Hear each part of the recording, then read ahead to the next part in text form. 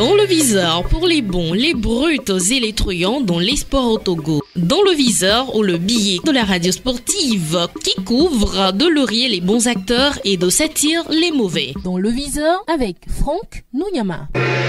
La professionnalisation à tout prix. Comme si l'on est pris par la folie professionnelle du football, l'on a comme l'impression qu'on veut aller, malgré les obstacles, à la professionnalisation. Vous avez dit professionnalisation non? Eh bien, allons-y. Si vous, en tant qu'acteur, vous n'êtes pas prêt, eh bien, moi, je suis prêt. Je suis prêt à donner 70 millions au club de D1 et 60 millions au club de D2 chaque saison, et ce, sur 3 saisons. Le reste, vous allez vous débrouiller, dit le maître à penser. Taisez-vous, on va penser, on va réfléchir à votre place. C'est la pensée unique du maître à penser, point final. Au final, à quoi doit-on s'attendre? À quelque chose d'incertain, car certains pensent déjà que le Togo va trop vite en besogne dans son histoire de professionnalisation à tout prix, comme si les acteurs sont pris dans un engrenage. Personne n'arrive à s'en défaire, au point où l'on préfère mettre la charrue devant les bœufs. Mais l'idéal voudrait que l'on respecte les préalables pour ne pas paraître désagréable.